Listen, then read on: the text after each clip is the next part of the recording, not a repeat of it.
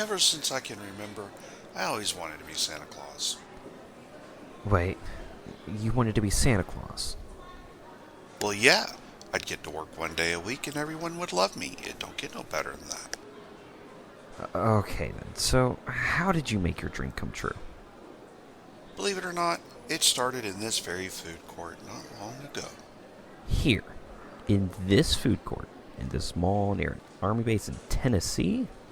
I guess that explains the mullet. Well, the mullet is the result of a 1 a.m. epiphany shower. A epiphany shower? Oh, I get it. You got an epiphany in the shower. That's actually kind of clever. So, tell me about this epiphany shower. As I stood under the warm water, contemplating the crumbling world around us, I started thinking that I needed a haircut. The imminent collapse of human society reminded you to get a haircut. Yep, and at that same time, my mind wandered to an interaction that kept repeating itself as I sat in this very chair. Several weeks in a row, before becoming Mullet Santa, I was a grizzled old software engineer. Got paid every Thursday about noon. When my checking account went back above zero, I knew it was time for my favorite lunch in the world, hibachi chicken and shrimp at the mall food court. So one day, I'm eating my lunch and suddenly I hear this guy say, "You should be a Santa." You became Mullet Santa because some random stranger said you should be a Santa. Well, not at first. The guy was obviously crazy, or so I thought at the time. I later found out he's an elf. Uh-huh, like Will Ferrell.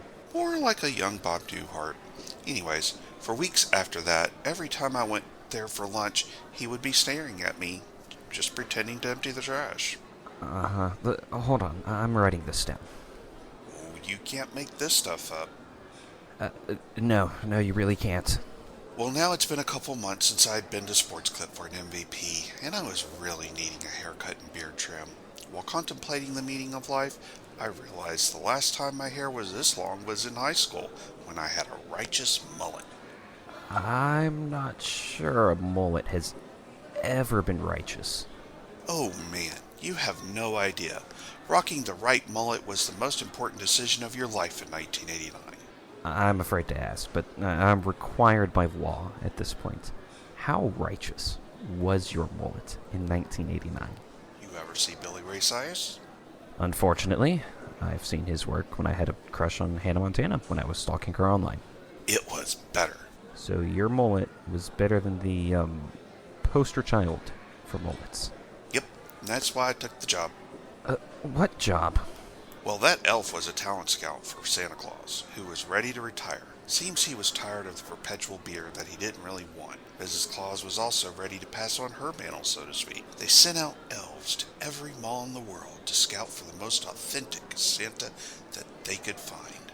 Seems they had a deal with the Salvation Army not to poach the bell ringers after that incident in 1972. I don't even want to know. No, you really don't. Okay. So how did you get offered the job? Turns out that I had already been offered the job. When the elf told you to be Santa. Yep.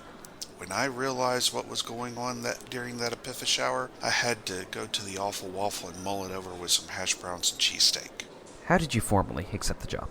Well, there are some disadvantages to naturally looking like Santa, like weighing 310 pounds most of your adult life. I actually was taking a shower at 1 a.m. because I couldn't sleep well, as I was having a cardiac MRI that day at noon. Is this where you tell me that you died during the MRI and Santa saved you? Have you been reading my court filings against the hospital?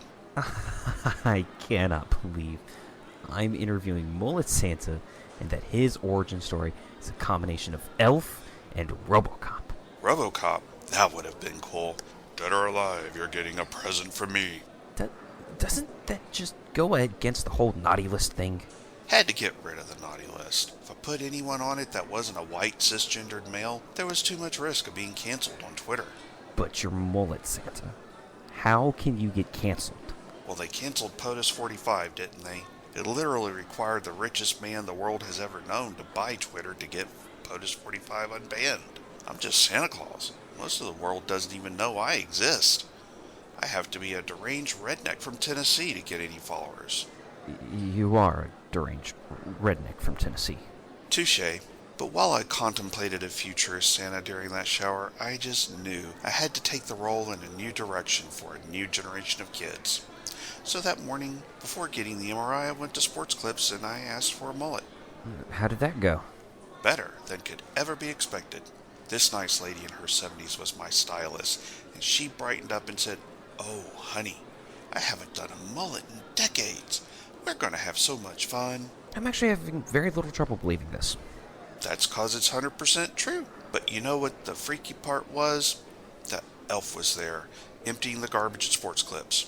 He overheard us talking about my motivation for getting a mullet, and that's how Santa knew to be at the hospital and wait for me to have a heart attack during the MRI. Are you saying that Santa can see the future? Yep, it's kind of disturbing sometimes. By the way, you might want to use Uber instead of Lyft when we're done. If the driver is in a convertible Mustang, pretend you're someone else. I'm not sure what to do with that, but okay. Just looking out for you. I was surprised just how few journalists wanted to do an interview. Gotta take care of the fan base, you know? How many other journalists responded to your tweet? Oh, you're the only one. Most of the people claiming to be journalists on Twitter are actually just Marxist spies trying to undermine the fabric of American society. How do you know? That you're not a Marxist spy? Because I can see the future now. I already know what you're going to ask next. Why should I believe any of this? Exactly. Not gonna tell me, are you? Nope. You gotta have faith. The world used to be full of hope and faith. But then people started believing every charlatan with the doomsday story that could be prevented by buying imaginary goods that would fund the prevention of the end of the world. Oh, so Bitcoin. Not at first. Carbon offset credits was the inflection point that the Marxists almost brought down Western civilization with. The marketing was brilliant, and it made most neoliberals very wealthy, so they totally ignored how the foundation of Western society was being undermined using their money. But the really inconvenient truth was that it was also causing an entire generation of people to lose faith in all of humanity and to totally reject all social norms that were the cornerstones of civilization since the Mesopotamians. That's some deep thinking for a guy named Mullet Santa. Never judge a book by its cover. Before being Santa, I used to design and implement software that ran entire enterprises. In today's world, you gotta have a gimmick for people to listen. First thing Santa said to me in the ER, as a matter of fact. So, how long did it take you to assume the role of Santa? Oh, I finished orientation in the ER and walked out in the red coat.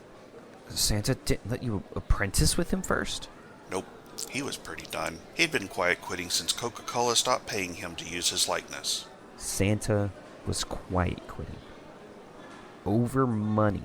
Well, despite the fairy tales to the contrary, the supply chain and labor required to give toys to every boy and girl in the world is really quite the enterprise, and elves don't want to be paid in dollars any longer. We've been paying them in Dogecoin for years now. Why Dogecoin? Because the elves think it's untraceable, and most of them are tax dodgers. Wait, are you saying Dogecoin is traceable? Did I say I could see the future? Okay, moving on. What's that for? Just, making a note to, liquidate my Dogecoin holdings. Good call. Looks like my lift is here. I'd wait for the Uber if I were you. I'm not worried about it. It's the same guys anyway. They just swap window hangers from whichever service they're providing a ride for at the moment. Huh. Look at that.